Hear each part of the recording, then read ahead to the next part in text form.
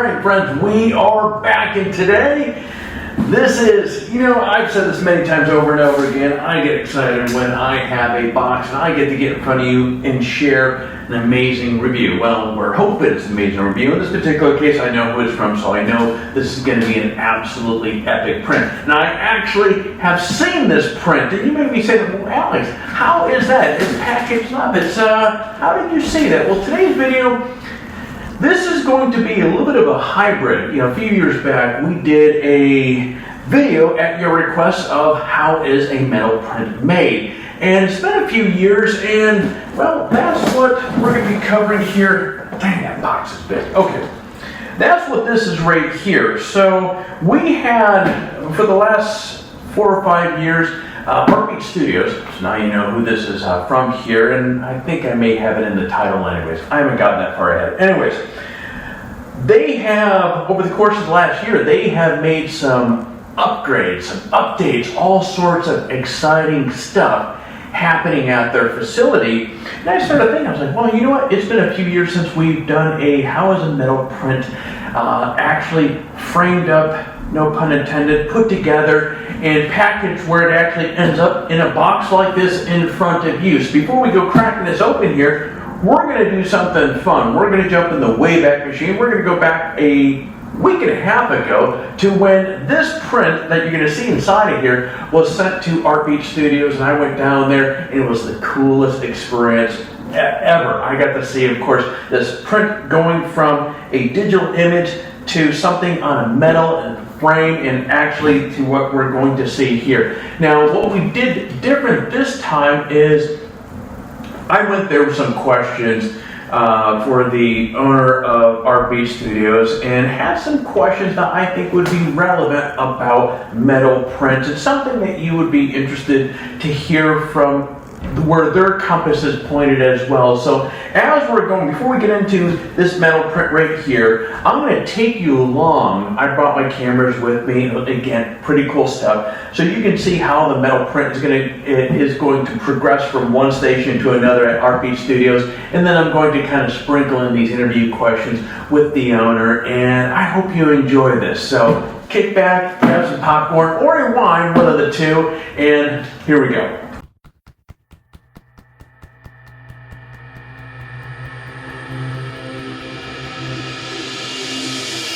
What do you believe are the key components that separate a great metal print from a good one?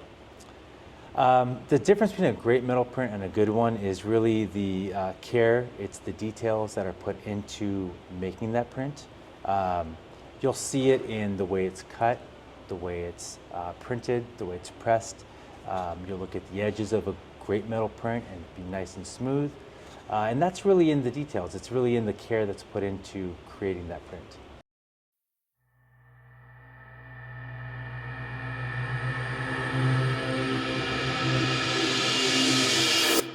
Not all aluminum is created equal. What kind of metal do you use and why?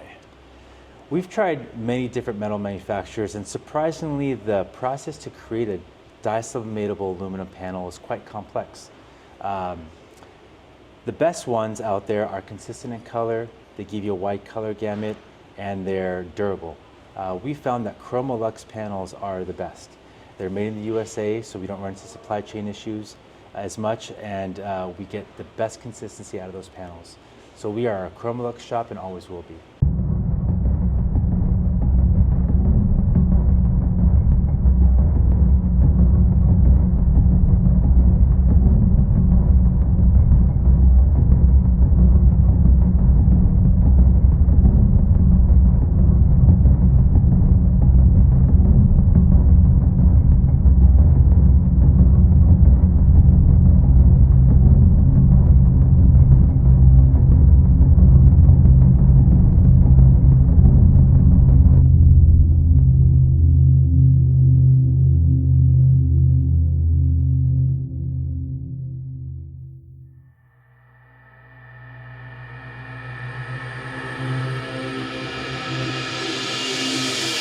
Framing and mounting are often afterthoughts for customers, but they can make a big difference, a huge difference. What's your take on that? Well, framing and mounting were added to Artbeat. We started as a metal printing company, and we were only metal. We listened to our clients. Our clients wanted to elevate the look of their metal pieces, and that was through framing. And so we started our framing side of our department, and that's taken off. It's been amazing, and it's great to see that a metal piece on a wall is beautiful. Once you add a float frame or you add a frame to that piece, it is just elevated to the next level. And I think that framing and mounting have been one of the best choices, the best ideas that we've had as a company to get into.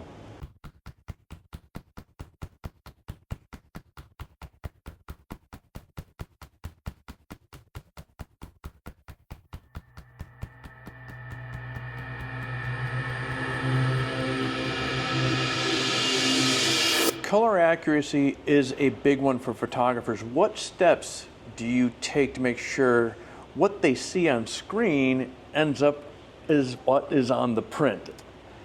That's a really tricky question because what you see on the screen versus what you see on print, it's physically impossible to make them match. One is a reflective surface of a print, the other is a backlit monitor, and every monitor is different. What we try to do though is, and what we're pretty good at doing is matching to the intent of the photo. If it's meant to be dark, it remains dark. And we do that really to a variety of ways, but the two basic focuses that we have are in the hardware and on the input. The hardware is our printers, our inks, our environment that's around us. We control those things, and we have baselines that we target for. We're constantly testing against those baselines to make sure that if there's any delta difference, even the minute ones, we correct immediately. It keeps us from veering off in color. It's very easy to do that. The other aspect is on the input side. Inputs are, we receive hundreds, if not thousands of files every day from our clients. And all those files coming in on a daily basis have to be organized and adjusted to match our technique of printing. So our automated systems are trained to do so, and whether the profile is in RGB or it's in ProPhoto or Display P3, we're able to take that and manufacture and replicate it to the intent of the photo.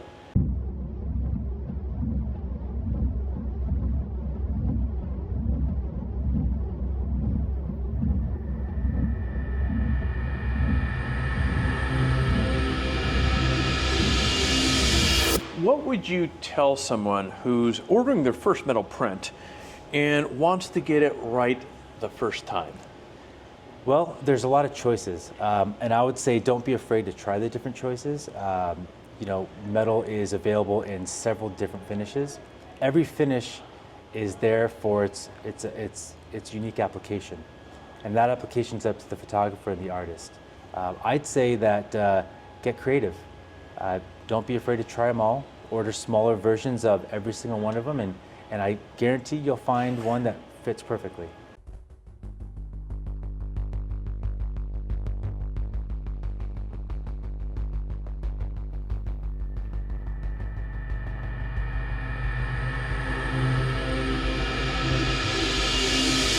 Artbeat has been at the top of our shootouts for the last 5 years. What's the secret sauce behind the consistency? Well, we love what we do. We truly do. We love art. We love helping clients, and the people that work here love what we do. And that's it.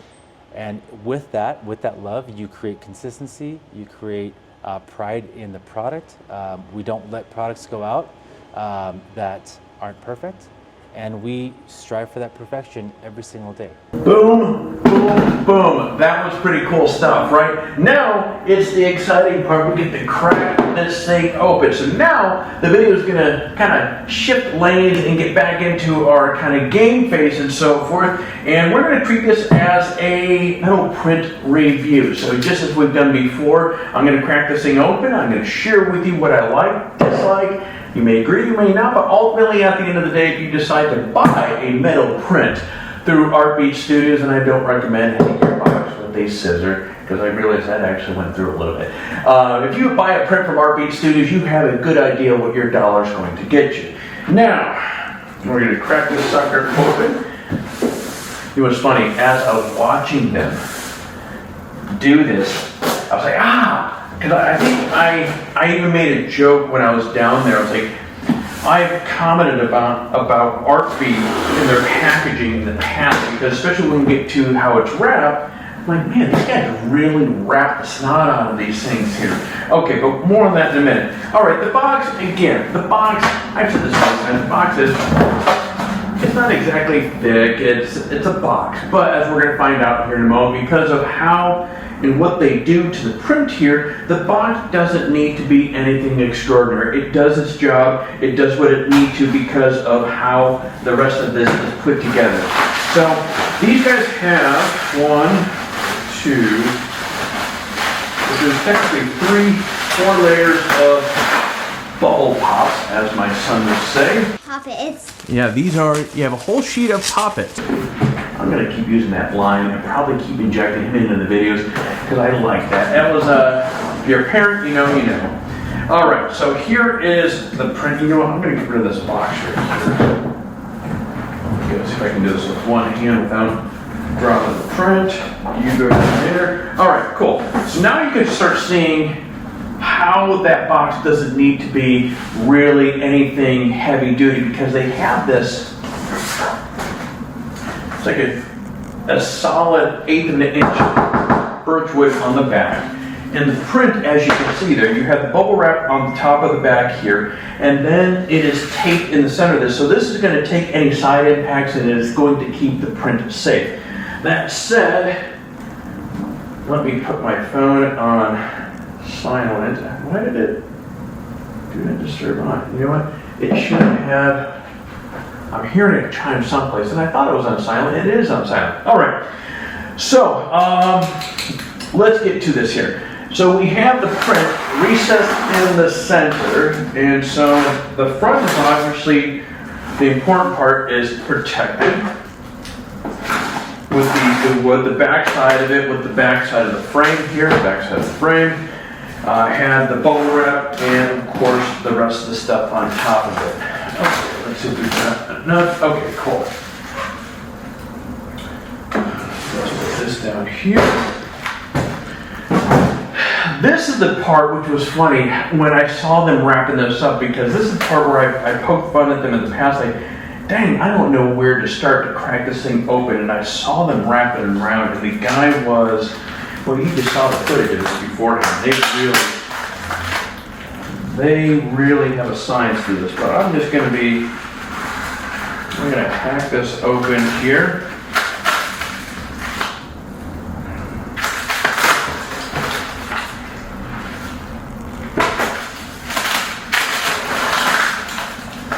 Boom, boom, boom. Okay.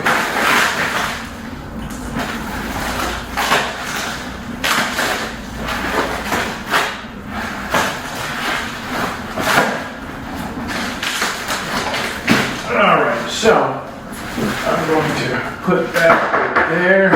And so going around the print, we have additional protection with a layer of foam. Okay, boom. So you've seen the print already because you saw it going through the whole process. Now, this looks absolutely amazing. These are a couple friends, and so this turned out to be a beautiful shot for this test here. And one of the things that I'm looking at right off the get-go here, oops, if I can get there we go, get the reflection out of the light. Like anything, I'm looking through this big wide area up at the top here, this solid color. I'm looking for noise. And as I've said in the past, this is a good spot when you have these big solid areas. If there are any anomalies or wonkiness happening with the print, the head, or the printer head, or the print process itself, you're going to see that in these large areas. Wow. You know, it's funny. Even though I saw this print through the entire process, still seeing it right here, there's this, like, wow, this thing is absolutely stunning. And so one of the first things I'm noticing here, we're talking about detail. So nothing shows detail more than you see this sand here. Even though there's a little motion going on right here, but you can really get a sense of the level, all the sand, I mean the granularness on the bottom. It is absolutely, and the colors are really spot on. Now, what we want to do here, which is funny because I saw them doing this as well. I've said in many videos in the past, I don't recommend doing this because there have been prints that I've tested where you had this kind of sawtooth edge going around the print and you could actually cut yourself. And I see why we haven't experienced with these guys. They actually bevel around it, but they have that machine that does it, which was actually pretty cool to see. All right, so that is all fantastic. Now let's put this down. Actually, one thing which of course you're not going to see on video, I'm near certain of that, but when you know you have a good quality print is when you see on the back, you'll see a little etched Chromolux in there. That is the metal, that's the preferred metal for prints that's going to give you the absolute best results. And I'm just looking at the edges of the frame itself, which is absolutely fantastic. Now, one thing we will do here is we're going to put this down. We're just going to check to see how plumb the center of this is, where the frame is on it. So 1 3/4 rather. 1 3/4. 1 3/4. 3/4. It's funny, they really, and they make it look so effortless when they were putting this all together.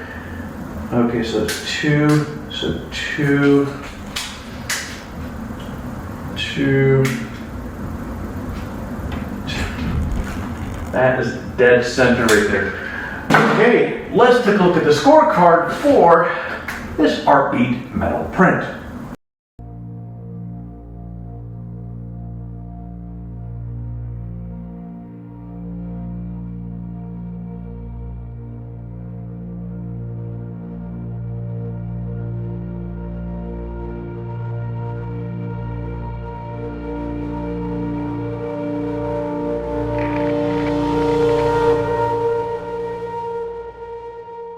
Alright friends, and there you go, another metal print review from Artbeat Studios. This was a blast.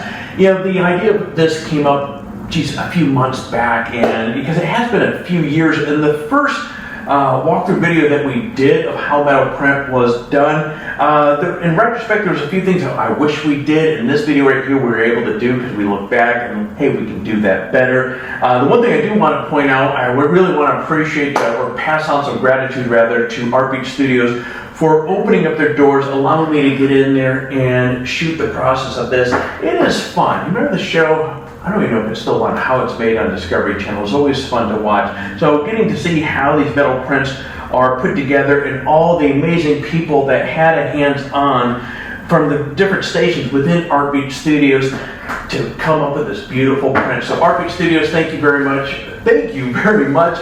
And with that said, friends, I'm going to be shutting off the cameras. Now, if you have any questions about metal prints, leave them in the comments below. I'll also put some links over to Artbeat Studios as well. And with that said, friends, the cameras are going to be going off, and I will see you in the next video.